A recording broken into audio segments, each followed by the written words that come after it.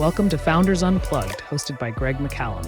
Long-form, honest conversations with founders and entrepreneurs from around the world. My name's James Mays. I'm a serial entrepreneur. I started my world in technology recruiting, then went into building a tech startup, which went horribly wrong, learned a lot of lessons, then into events business, now doing tech startups again. I'm based here in Brighton. Delighted to be joining you today. Awesome. Great introduction. Thank you.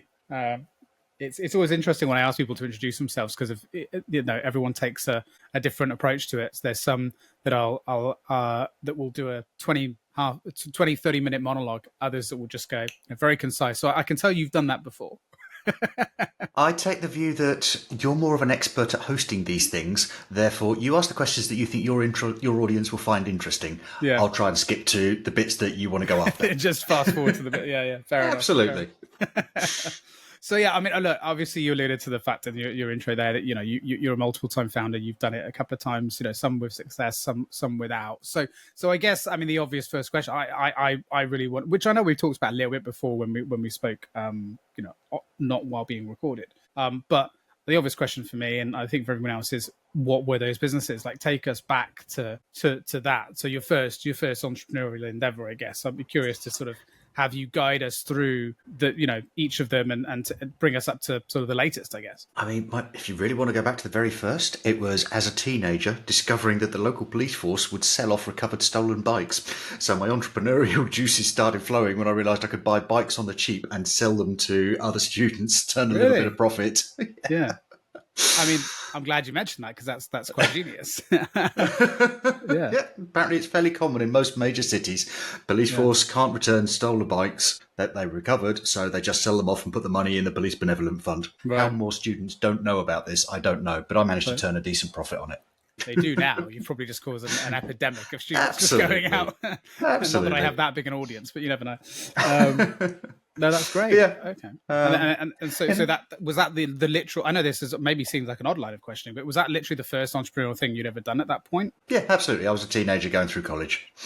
Okay. All right. And so what happened next? I went from there through university, the standard sort of A-levels university route. Studied geography, a bit of IT, some UK economics. Coming out of university, I really wasn't sure what I wanted to do. Wrote to an agency and said, help. And they said, you communicate well. Have you ever thought about working for a recruitment firm? No, but sure, I'll give that a go. Why not? Lasted a while on that and launched my own agency briefly during that period. Did a terrible job of managing cash flow, so that didn't last long. Went to work for some larger agencies and spent a lot of time in that side of the world, and then went and actually did a tech startup. I decided that I needed to get out of recruiting, build something with technology. The barriers to entry were coming down. But boy, did we make some mistakes. Wrong investors, wrong co-founder, too early to market. We messed up everything we could. So that was enough for me to say, I should go and work for a startup that's slightly more advanced and actually see how the journey goes. What was that product specifically? That original one was basically, we wanted to, I believe there was an opportunity to leverage Twitter for recruiting. This would have been about 2008, 2009. It was just too early for mass adoption. It was an interesting product. There were opportunities there, but we were too early to market. And also a number of other decisions were made along the way that didn't help us out any. So that was one of those where you just write it off and say an awful lot was learnt here and no value was created. Yeah. But I mean, that in itself is incredibly valuable. So then you went, like you said, you went to work for a startup instead. I went to work for another startup, where they'd already raised a few million. They had 20 odd staff. And I thought, okay, this is a startup that's clearly making strides. I should go here and learn some lessons from them, learn how it's done properly. They were building in the recruiting space, so I had a black book that they would find value in, and I could learn from them while I was there. So that felt like a good arrangement to me. I learned a whole other list of ways to do things wrong while with that operation. Oh, yeah. So that one also went horribly wrong, but took several learnings with it. So again, valued. But on my way through that, I stumbled across a growing series of meetups for product managers in London. And they were about to move into throwing their first conference. That to me was very interesting. Talking to the co-founders there, I felt there was opportunity to do more. They agreed and put me to the test. And that then became the global movement that was Mind the Product, media and event operations around the world. Yeah. Okay. Well, I'll get you to explain that a bit more in a second. But it's interesting what you mentioned there about you learn a lot of what not to do, because I'm of the opinion that you learn what to do in startups through the process of elimination, because you're never really shown it. You're just shown, like to your point, all the stuff you're not meant to do more often than not. But yeah, okay. So you brought us up to date. Then you brought us bang up to date. So tell us about tell us about the now, I guess. So the Mind the Product business, we built that, and then I exited that in 2022. We survived the ravages the world faced back in 2020, where events were not really a thing, but we managed to survive that. Came out the back of that and sold the business to a unicorn over in the US. But going on that journey, I also learned that the lines between, you used to have a media business or an event business or a community business. Those lines have been blurred. But there is no unifying platform for operators in that space. That's very much what Mind the Product was. It was events, it was media, it was training, it was community. By the time I sold that business, we had over 300,000 people in the audience, and they were split across around about 440 different data silos. That is no way to run a business. We started building something in-house to solve some of those problems, and I had other operators coming to me saying, that looks really interesting. Could we use that? No, this is built of PHP and sticky tape. Nobody can use this. But when I sold the business, what I did was let the code base go with the business, but I exited the IP privately. I've been on a rampant range of discovery interviews since then, talking to other community and event organizers around the world. Things like, tell me about your tech stack. The most common answer I get is, I don't have a tech stack. I have a tech mess. And if Zapier goes down, we're screwed. Nobody in this space is well served at all. And having spent well over a decade in the problem space and built something that really did solve some problems, this is the space that I want to go at next. So the first thing I did was take care of some go-to-market, build some wider credibility in the space. I wrote the Mind the Product story, essentially how we grew from a meetup of 20 people to a multi-million-dollar exit. So that book is available on Amazon now. And essentially for anybody who runs a small community or a meetup or even a fledgling conference that wants to scale and wants to follow that path, all the lessons are right there. Now I get down to work with my new founding team, and we go and build the software to support people on that journey. Right. Yeah. And I know a lot of people who could really benefit from reading that. A lot of people who are in that community building space. And I've really early on in my career, I did a lot of events and was working mostly in live music spaces and things like that, and worked a lot with bringing people together. It's hard. It's really hard. Getting people together, building a community is not an easy thing to do. And now it seems like it's such an important part of the startup journey to try and rally people around your concept early on. There's obviously the community building aspect of the go-to-market strategy now, which is quite a big way of being able to get things launched. It's a really important part of the journey now. It's about, for me, people talk about being mission-driven as a founder. Here's my take on it. Firstly, you've got the obvious headline stuff, like the Surgeon General in the US declaring a loneliness epidemic. We are living, according to Brian Chesky of Airbnb, we are living through the loneliest period in human history. It is time for the reemergence of physical communities. Now apply that to a hybrid working environment. People are working at home more often than ever before. They don't get to hang with their peers. So that water cooler learning, that institutional knowledge is struggling. So meetups, gatherings, communities are a way to address that. But take it one step further. At a global level, politics is more polarized than ever. People disagree more vehemently than ever, and it is tearing society apart. It's a lot harder to disagree with somebody and be rude and argumentative when you're face to face. It's a lot easier behind the anonymity of your screen. So maybe by bringing communities back together, we can build a more civil discourse and a better society. Yeah, I agree. And I think there's a lot to be said for those water cooler moments. Beyond just the skills and experience side of things, but also the problem solving side of things. And even to the extent what you were saying about the breakdown in civil discourse, I think a lot of it actually stems to that too, because in the workplace, you would have a diverse view, range of opinions, and it may be that people would experiment with those opinions and thoughts and ideas in that environment. And actually, that's where maybe you get challenged initially on those early formulations of those ideas that you might have by someone else in the workplace. And so, you know what I mean? Sort of like almost testing them out in the schoolyard before you bring them out into the world. Whereas there's no sort of filtering process for some of these ideas or thoughts, and there's no one there to challenge them. And so you can go off and develop a really weird ideology about, I don't know, how dinosaurs run the world or something like that. And then there's no one there to challenge you until it's like comes out relatively fully formed, and everyone just looks at you like you're a crazy person. For those listening in, I'll give you an approach to that might help a little bit. There's a leader in the product management space by the name of Matt LeMay. Love his work. There's a number of videos of him online, and he's written a couple of books as well. Great thinker. One of the things that he talks about is this idea of the 1 hour, 1 page pledge. I will spend no more than 1 hour and produce no more than 1 page before I share this with my colleagues and take feedback. Interesting. And the idea is you actually get that thinking out there with others faster, and it either gets batted back or it gets validated. But either way, the idea becomes more robust through challenge. And his intent behind this is to say, don't spend too long tuckered up in your own little cave working on something that may be completely off the path. Share your work sooner. Get that feedback. Get that course correction. Yeah, I mean, I like that because it's in some ways it's almost directly related to what I say a lot to founders about, and I've expressed on this show a number of times, which is if you're early on in and you've got a startup concept or idea, share it as early as possible with as many people as possible.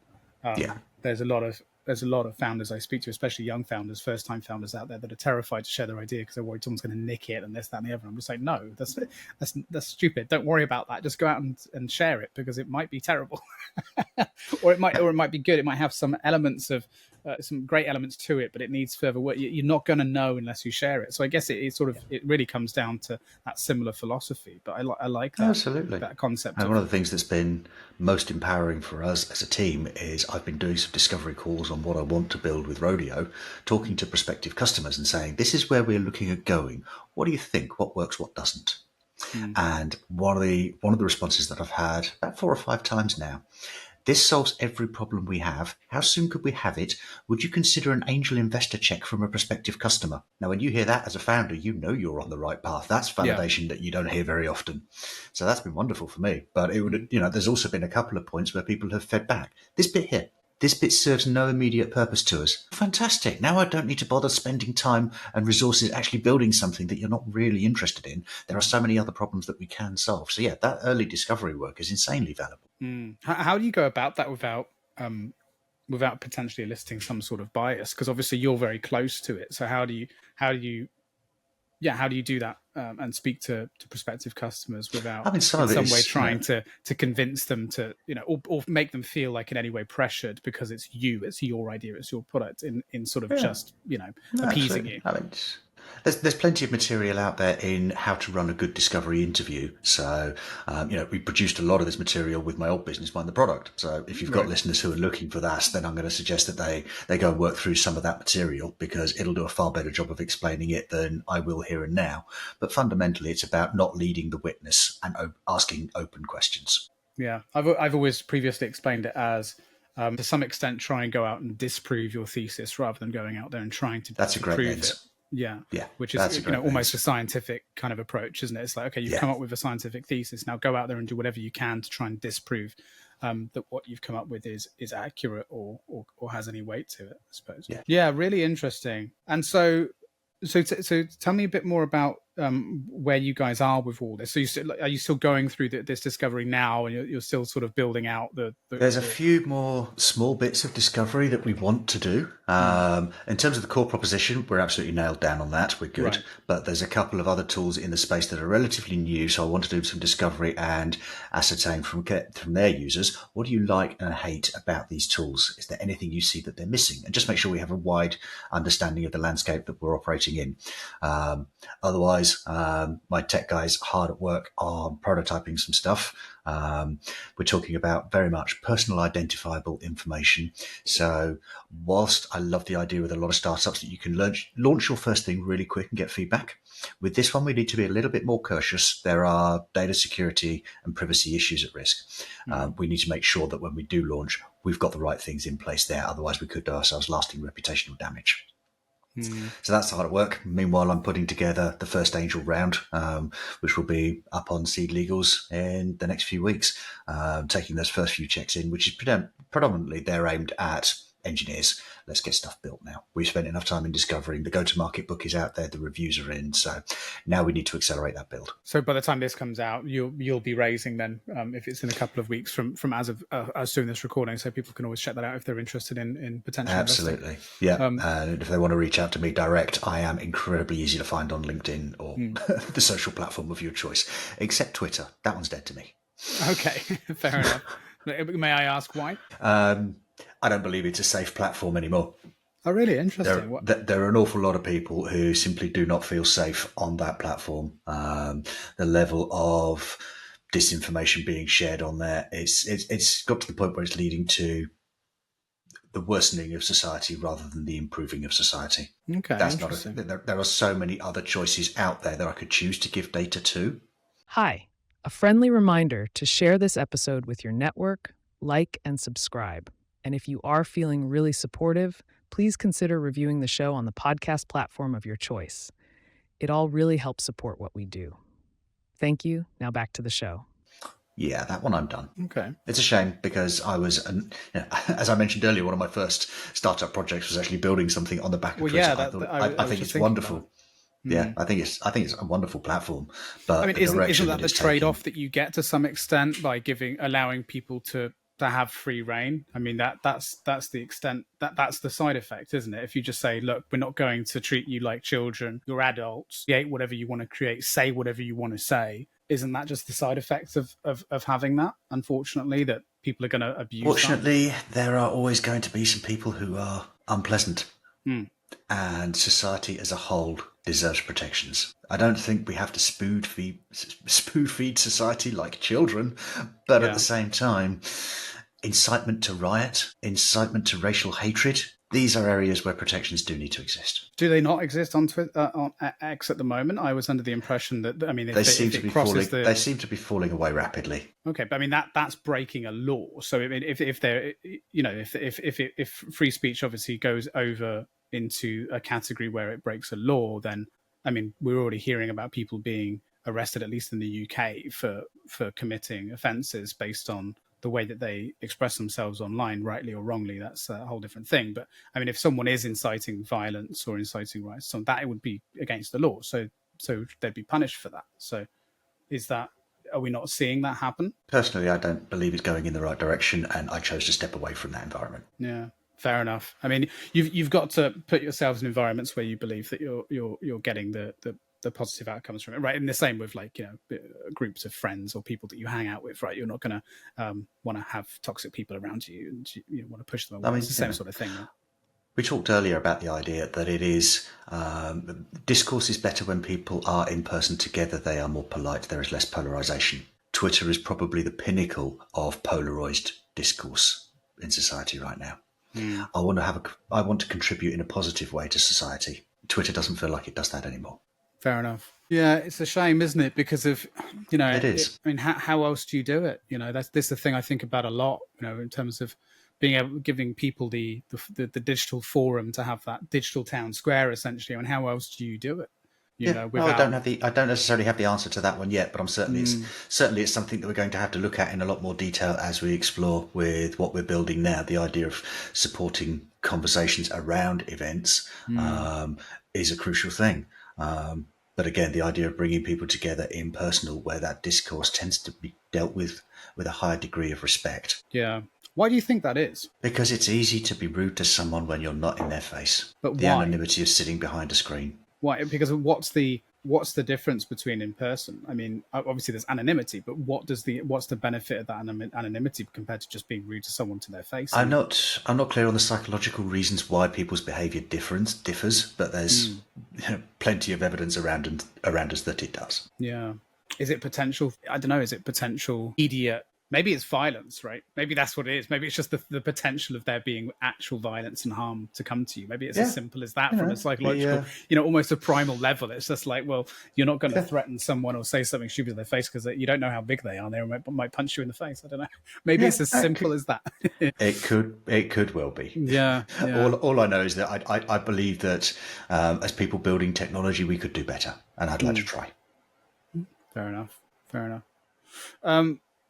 Interesting. So, all right. So So by the time, like we said, by the time this is people are listening and watching this, you'll be fundraising, and then what's the goal from there? I mean, do you have a kind of an estimated? I mean, I know the timelines on fundraising is always, putting your finger in the air a little bit, but do you have a rough estimate of how, what you want to do and when throughout the rest of 2025? Yeah, I mean, we've got a roadmap in terms of the features that we want to build. Our approach to fundraising, we'll do this angel rail first. That'll support some acceleration.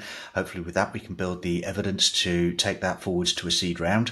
With the revenue models that we have in mind, that may well be enough that we can get from there to break even. And at that point, we don't need to raise again, which would be frankly wonderful, because raising is a big distraction from building. So yeah, and then from there, it's kind of, we've got about 600 people on the wait list now who've said when this is available, we really want to take a look. So we very much need to accelerate that build process at this point. And then from there, obviously, I spent my last 10 years hanging around with some of the best product management minds on the planet. So I've been learning an awful lot about approaches to continuous discovery. So whilst I've got a great idea of some of the problems that we want to solve and some of the things that we want to build, we're also going to be guided by what we actually see in the platform. I suspect there are going to be a couple of areas where we realize there is a thing that we can solve for you that we hadn't realized at the outset. We've done a lot of discovery. We've got a lot of this mapped out, but I'll be happy to see some surprises coming through as well, because frankly, nobody ever uses a product 100% as intended. Humans get weird with it. So I expect to see some odd things happening here and there that change that roadmap. Yeah, there's a term that I learned the other day, which I've completely forgotten now, which is, but maybe you might know or might remember, but it's a term where you can see, if you sort of out and about and you look at basically paths that people have created where there weren't paths. There's a term for these pathways. Desire lines. What are they called? Sorry. Desire lines. Desire lines, right? That's it. And there's kind of that equivalent within tech, Absolutely, isn't there? Where you create something with this, you're absolutely utterly convinced this is how people are going to use it, and they create these desire lines within your product that completely changes the way you think. Let's go back to Twitter for 1 second for a perfect example, if you like. When Twitter first launched, there was no retweet button. People would see a tweet that they liked, they would cut and paste it, share it again, and preface it with RT to indicate that it was a retweet. That style of usage started to explode, so Twitter built the retweet button and it became a feature. Right. You've got to follow the lead of your users more often than not. If you're not solving a problem for your user, then what are you even there for? It sounds to me like something you're quite passionate about then, this, especially from the product perspective. It's interesting because of, your background being what it was. I mean, you didn't have a specific, particularly techie background if we go sort of way back. So where do you think this kind of, this came from, like this curiosity? Is it because of the psychological side of things? Because I get a sense that you're like quite into that, and just talk me through that. Have you thought much about this? Where does the interest lie in this? It's a mix of things. The very early career in recruiting, I had apparently natural aptitude for fitting the right people together, which is fundamentally what recruiting is. And that then transferred into the events world of bringing people together and watching those great conversations emerge. I take energy from that. I'm a natural extrovert. So I really enjoyed that side of things too. So when I finally landed in running events for technology people, that just felt like I was home. That comforting feeling of when you walk into a pub and you see 3 people that you know, hi, it's great to be here. It felt like I'd found my space in the world. The events for technology people, bringing people together, watching conversations unfold. And then having built Mind the Product over that decade, I became more and more aware of how poorly the tooling supported organisers in that environment. And that felt like a place where I had enough knowledge to make a positive difference in the world. Fair enough. Where else could sort of this solution that you're building potentially apply to? Are there other use cases of these? Oh, absolutely. I mean, we'll launch initially to tech meetups because that's a space I understand well. I have a great personal network there and an awful lot of friends who will give us the kind of feedback to allow us to polish that early product. But from there, it could go in so many different directions and serve so many different communities. My co-founder, Andy, his mother has a little knitting group up in Scotland. And one of his ambitions is to say, I want this to be easy enough that my mum can use it to bring her knitting group together and share patterns. So it could be almost any use case in that respect. But if we stay focused on our target niche, we hit that well. Some of our early adopters we know will be UX and product meetups. Now, I don't know if you've ever tried to make a UX design. Yeah. I don't know if you've ever tried to make a UX designer happy with a thing. They tend to be fairly picky. Yeah. And that launch target for us is intentional. Right. They will rub off the edges. They will tell us where we can apply polish. They will tell us where the experience is subpar. Whether you want to hear it or not, they'll tell you. Absolutely. Yeah. So we're expecting some very visceral feedback in the early days, but we also know that will help us to build a much better product an awful lot faster. Yeah. But once we get that thing right, we can then start to explore the model and test different things. Go from there. It's going to be a trial by fire for sure.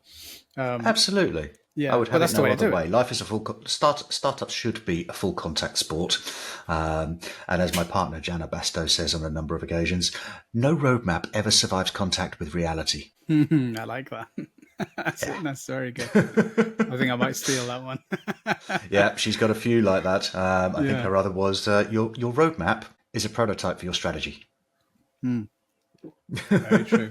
So then you can take your roadmap, talk to customers about it, your customers tear it apart. Well, we've learned some things here today, and they didn't cost us developer time. This is good. Yeah. So for anybody watching who's in the product and road mapping world, take a look at Jana Basto's work. I think you'll find things there of interesting.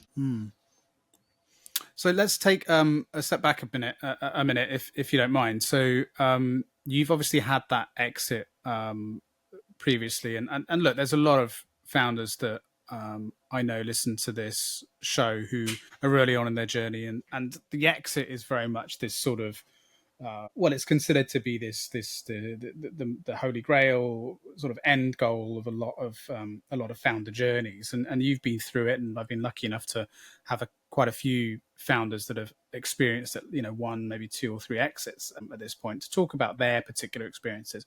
And look, I know that quite often these experiences are wrapped up in a lot of NDAs, and you can't necessarily share an enormous amount. But could you give us kind of, from your perspective at least, and obviously without breaking any NDAs, kind of what your expectations of an exit were versus the actual reality that you experienced of going through that period of time? Yeah, of course.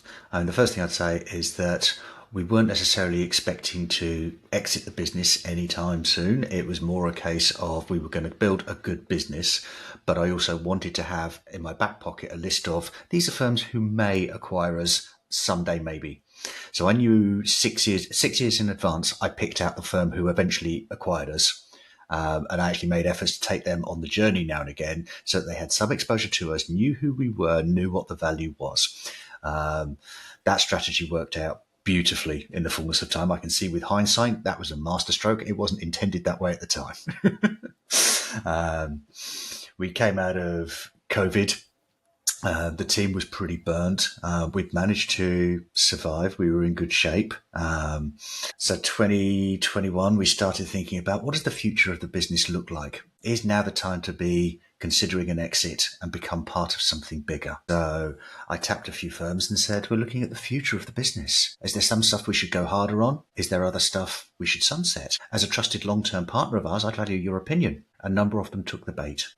Does this mean you're up for sale? Oh, no. But if you make me an offer, I do have a board that I have to take it to. I didn't want to be, at that time, as an events business looking for a sale, because it would look like a distress sale. It would look like a fire sale. But with them asking, are you up for sale? It just changed the balance of the conversation slightly. Right, make it their idea. Yeah.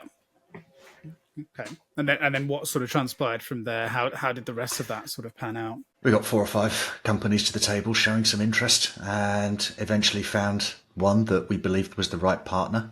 We looked at their ambitions. We also looked at their company values and compared them to ours and found that we had an awful lot of values alignment. So that felt great. So we went from there.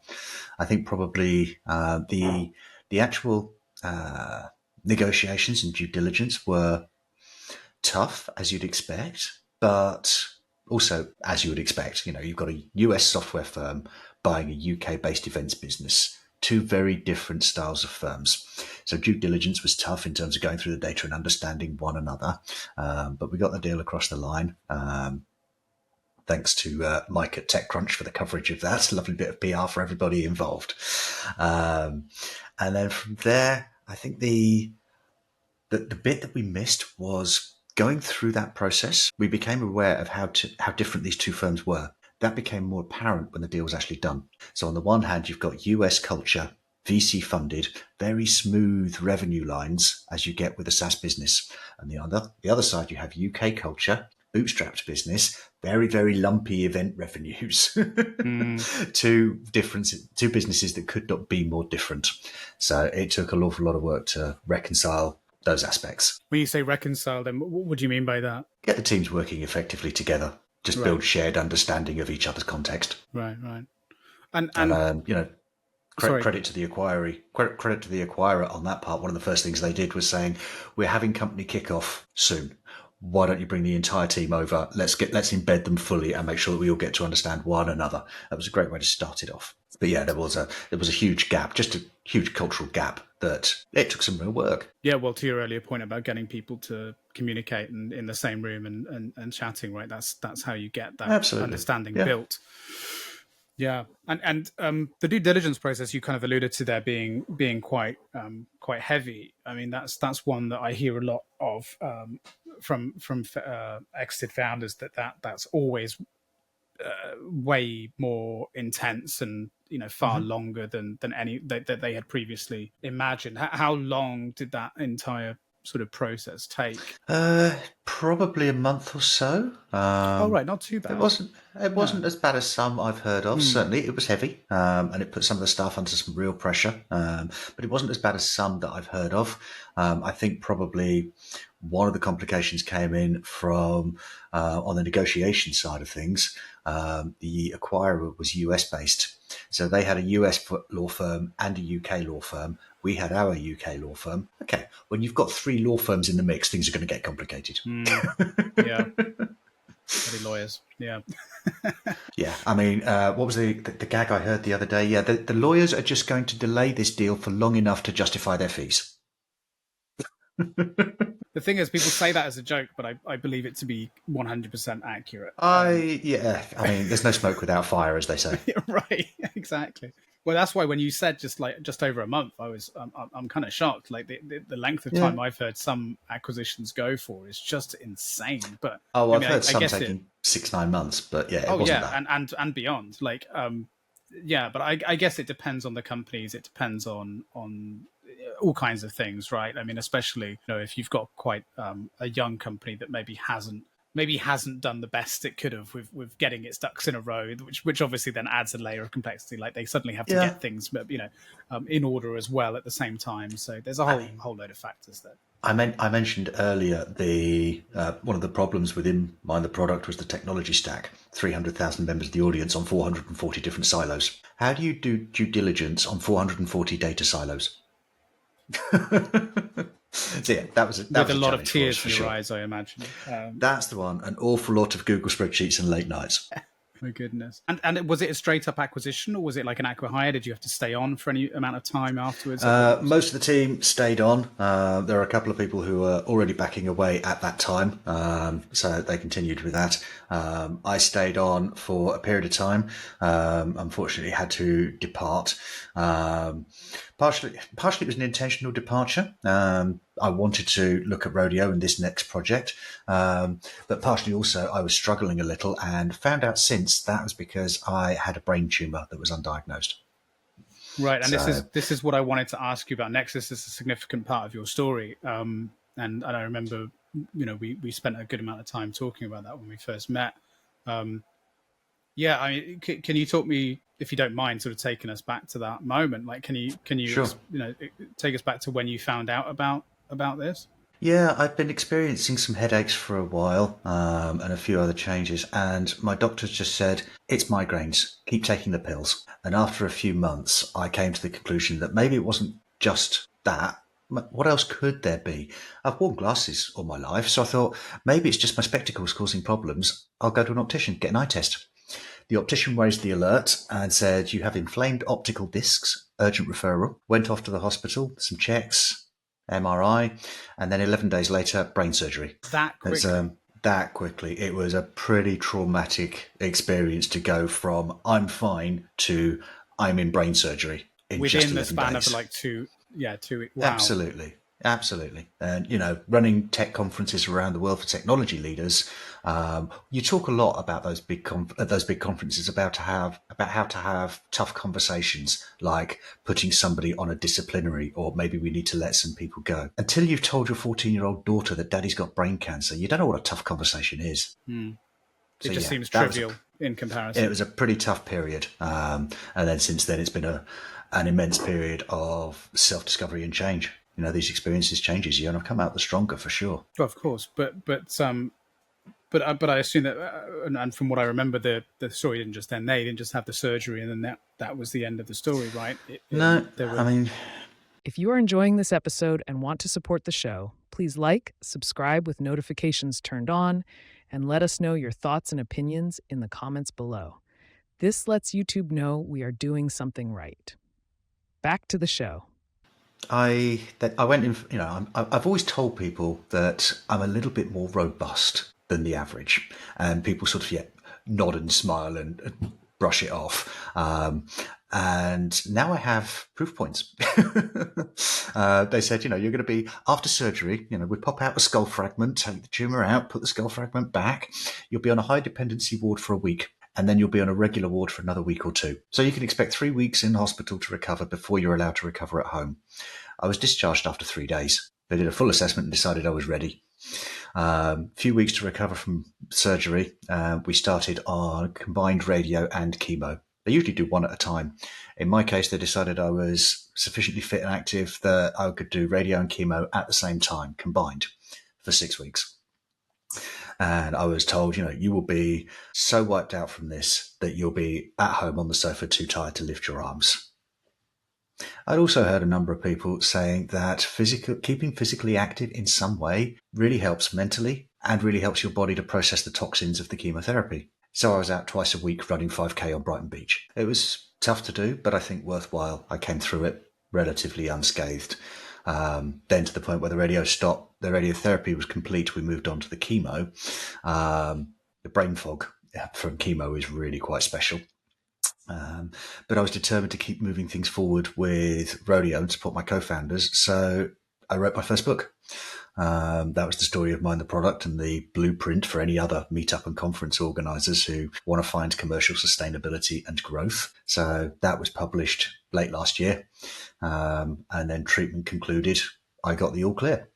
So now we're free to crack on at speed. But the team at the hospital have agreed to say every 3 to 6 months, come back. We'll run a series of MRIs just to keep a close eye and make sure nothing so much as peeps. Yeah, quite a journey. I mean, I don't know very much about cancer, as I'm sure maybe the general public listening to this don't either. So, if you have the surgery, presumably the attempt there is to remove the entirety or the majority of the tumor. Sure. So what is the reason then you still need to go through any kind of radiation or chemo or anything after that? Is it because they're just to be cautious and to make sure that they've got all of it? Is it because they can't get all of it, or they couldn't? What was the reason for that? Exactly so. So if they can get the whole of the tumour out, then there's still the possibility that some cells are left behind.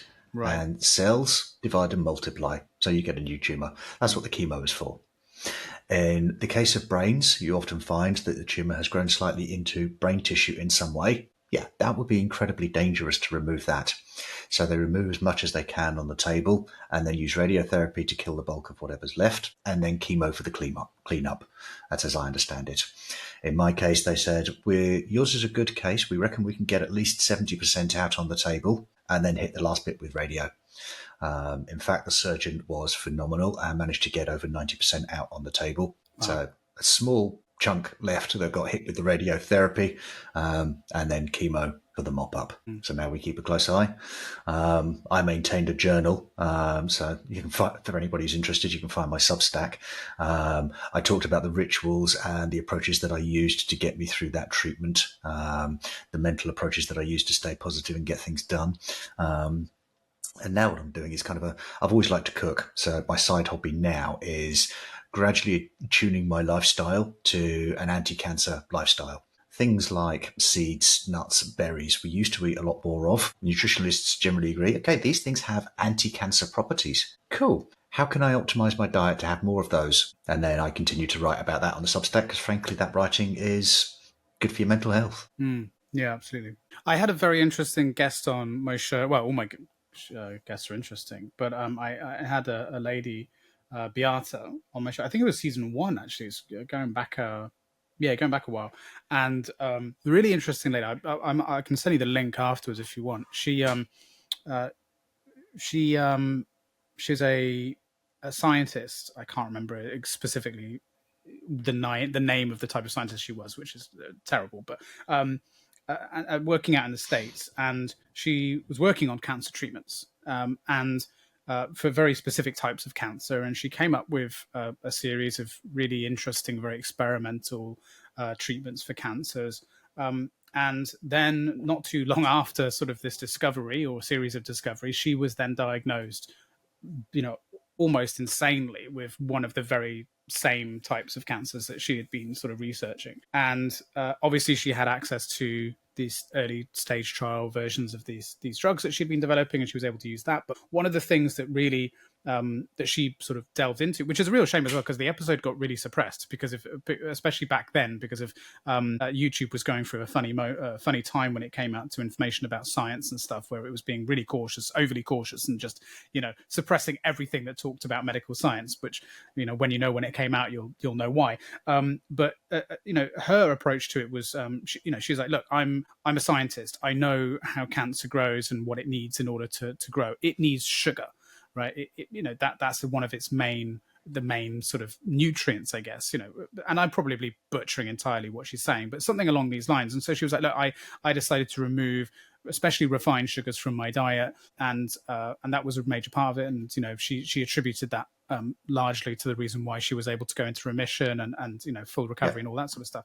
And as a result of this journey, basically what it took her down this path of becoming something of a bit of a mad scientist at home and creating a sugar-free chocolate that was healthy, had other nutrients in it, and that was still tasty, because she loves chocolate. And she was like, one of the worst things about going through cancer treatment, she said, was not being able to eat chocolate. She loves chocolate, and it was her little bit of pleasure, and then she was getting frustrated. So she turned this into like a hobby at home to keep her busy, a bit like, you writing and all that sort of stuff. And she just went down this sort of rabbit hole basically with chocolate, and ended up creating an entire business around. And so now that's what she does. So she's abandoned that, and instead she's a chocolate maker, but specifically for, high quality, very tasty, healthy, nutritious, sugar-free chocolate. It's a fascinating story, but it just you reminded me of her because of just the what you were saying about and that sort of resilience of kind of there's two ways of addressing those kinds of situations in life, right? It's either curl up in a little ball, or it's take on the challenge and be pushed in these other directions to go, okay, well, I need to do something to keep this going. So and then you mentioned the diet thing, obviously, which is related to that. Yeah, we have the tools to do this research ourselves now. If you look at how fast AI has changed the landscape, one of my friends is a long-time recruiter, and over the last few years has transitioned into doing life sciences recruiting in the US. So when I got diagnosed, the first thing I did was give him a shout and say, look, you work recruiting these researchers all day long. Is there anything I should know? And he said, yeah, first thing you should know, stop reading Google. It's designed to sell you things, and it's designed to promote bad news stories. As a cancer patient, these are not things that do you any good at all. What I can tell you is that every oncology researcher in the US now, they don't touch Google. They use Perplexity, perplexity.ai. It's a search tool. It gives you that nice little AI summary that makes life easy. I But love most Perplexity. importantly, it optimizes hard for results that come from academic research, scientific research, clinical trials, as opposed to opinion pieces or advertising. It's allowed me to learn so much that's helped to get me through this. I mean, to give you one example, chemotherapy tends to suppress certain types of chemotherapy, depress different things in your blood work. Chemo I was on depresses your red blood cells. Okay. Doing some research around that, discovered hypoxic breath work. Now, athletes know about this. They train at altitude because there's less oxygen. That triggers hypoxia. That causes the bone marrow. That causes a hormone response that tells the bone marrow to make more red blood cells. Then they perform better because red blood cells carry the oxygen to the muscles. Well, that's exactly what I needed to stimulate. But I live at sea level in Brighton. I can simulate that by breathing out fully, exhale, hold my breath so there's no oxygen in my lungs, and do squats. Triggers the same response. Interesting. As a result, I got through chemo. I had various issues getting through chemo, but red blood cells wasn't one of them. And is that something that had, at least to your mind, a decent amount, because I don't know anything about that, a decent amount of sort of data behind it, as a, as a thing like these athletes Yeah, do? Is it well researched? Is it yeah, well sorted? Yeah. yeah. That's pretty well documented. That's amazing. Yeah, I love But I just Perplexity. I use it all the time, and for the exact reasons that you say. I say that with a lot of the other AI tools that I've experimented with and used in the past, it just you'll ask like, well, what's the source for this, and it just go, oh no, there's no source, I just made this up. Basically, I'm like, what? yeah, I asked you to go out and find research, or but Perplexity yeah. is it gives you those sources every time, and you can check them, and you can check the Exactly. validity of The them. source is right there. I mean, most of the stuff that it pulls up for me, every time I check it, almost without fail, it's taking me back to the US National Library of Medicine. This is peer-reviewed research. This is not opinion pieces that Fred wrote in his bathroom while having a bath or whatever. Yeah, This is yeah. genuine research. So, you've always got to be slightly mistrustful of anything you read that's health-related on the internet. I try and verify everything once or twice. But I think the other major component to it was that when you're going through a cancer battle, as my neurologist said, there's nothing I'd done that could have caused this. It was just bad luck. And in terms of the treatment, absolutely everything was in the hands of the medical team. Now, they were superb, and I owe them my life, but I had absolutely no agency in the situation at all. It was completely beyond my control. So using Perplexity to do a little bit of research, okay, I can do hypoxic breathwork. I can change my diet to eat more of these types of mushrooms. Anything like that gave me the mental feeling of, at least I'm contributing something to this battle. It's not just happening to me. I'm playing an active part in its defeat. The mental lift from actually having some agency in the situation is huge. Yeah, that's a huge part of the battle to recovery. I would assume there, which is why I know a lot of medical professionals that when it comes to alternative therapies and things like that as well, they say there's absolutely we don't discourage and we don't encourage, because for the exact reason that we just know that for some patients going through a whole range of medical issues, it can be critical for that mental fortitude side of things, to your Yeah, point about just allowing them to have that agency. If it makes them feel good, makes them feel like they've got that agency, regardless, even if you know completely that it's complete BS, it doesn't matter. Allow them to have that. It's important. But in this case, yeah, it sounds like you also found things that have a significant amount of proof behind them too. That's really yeah. interesting. I hadn't known about the altitude thing. That's really interesting. Toxic breathwork is the name of it. It's kind of linked in with some of the stuff that the Iceman talks about. What's his name? Wim Hof. He talks about doing it in cold ice conditions. There's another aspect to it. If your white blood cells are crashing, cold showers or ice baths will help with that, apparently. Mine weren't crashing particularly because for a chunk of time I was also doing radiotherapy, which actually has a habit of increasing white blood cell count in some people. So Right. I didn't have that issue. But again, there's plenty of research available for folks that are interested and want to learn more. Yeah. Yeah. Very interesting. And yeah, I mean, it's amazing. I mean, I couldn't imagine how I would have dealt with something like that. I'm sure you must hear this all the time, but like you said, you believe to be someone that probably has a bit more resilience than most, and I'm inclined to believe you based on what I know about you, what we've spoke before, and everything like that. So, but yeah, I just don't know. I suppose you'd never know, do you, until you're in that situation. I'm sure if someone had asked you before all this, how would you manage, you would probably be in awe equally of anyone else who is able to go through it. So Absolutely. I suppose you just don't know until the challenge is put in front of you, and you don't often know what you're capable of until you just have to pull up your bootstraps and go for it, right? Exactly that. I said earlier that I think I've learned a lot as a result of this experience. One of the things I've learned is what I'm actually capable of. Would I have believed before that I was capable of running my way through radio and chemotherapy and publishing my first book and getting an angel round together and ready to launch? No, I wouldn't have believed I could have done all that. And yet, here we are. We are capable of more than we ever believe. And it's only when we're truly tested that we start to learn about some of these things. Yeah. Well, look, you mentioned before about that and how it sort of fundamentally changed you and opened your eyes to that as well. And I want to delve more into that. But we've come to the end of part one. So in part two, we'll definitely dive more into what you were just alluding to there and those other bits and bobs. So for those listening and watching, thanks for doing so up to this point. We're going to come back in a couple of days for you out there.